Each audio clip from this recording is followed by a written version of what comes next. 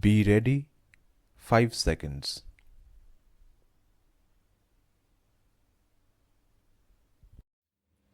We hold that the prosecution has been able to establish beyond reasonable doubt that the appellant was the person who stabbed the victim during the course of the attack by the accused persons leading to his death. Stop. The criminal act of the appellant as the one responsible for homicidal death of the victim being established, we need to probe now whether such act would come within the ambit of Section 300 IPC. Stop. Sections 299 and 300 thereof have to be read together, as culpable homicide and murder are closely related concepts. Stop. It is often said that culpable homicide is the genus and murder is one of species in that genus. Stop. All murders are culpable homicide, but not all culpable homicides are murder. Stop para. We find that the weapon used for the attack was a dagger, which is considered a deadly weapon. Stop. The weapon was carried by the appellant to the scene of the incident and not picked up from the spot. Stop. The victim was stabbed in his chest, which houses multiple vital organs of the body. Stop. There was no provocation from the side of the victim. Stop.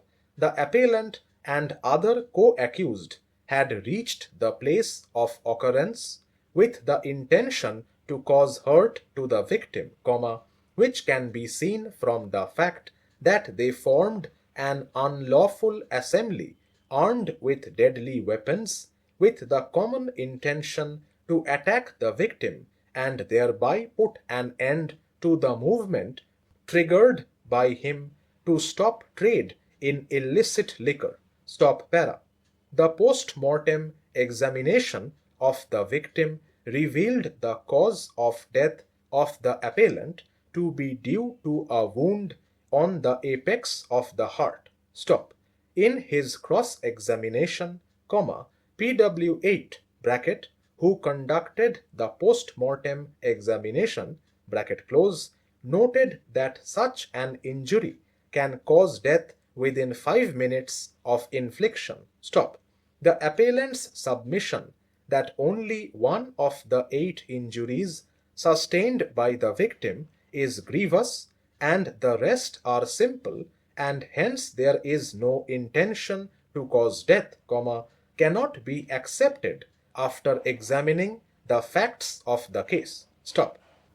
In Stalin versus State, this court held that death caused by a single stab wound can also be considered murder if the requirements of Section 300 IPC are fulfilled. Stop para.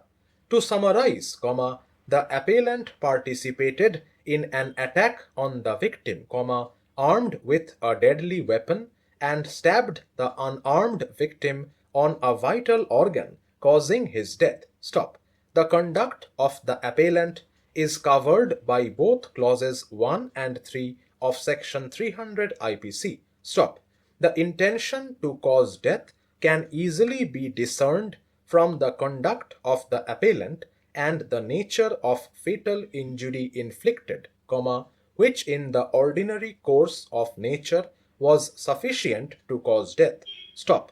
Fulfillment of any one condition of Section 300 IPC is enough to convict the appellant under Section 302 thereof, but in the present case, not one but 2 conditions have clearly been shown to exist to nail the appellant for murder. Stop para. In conclusion, we agree with the High Court's affirmance of the conviction and find that the impugned judgment warrants no interference. Stop. The criminal appeal, accordingly, stands dismissed. Stop. The order dated 13th February, 2015, granting bail to the appellant stands vacated. Stop. We direct the appellant to surrender before the concerned court immediately but not later than 3 weeks from date to serve out the rest of his sentence. Stop.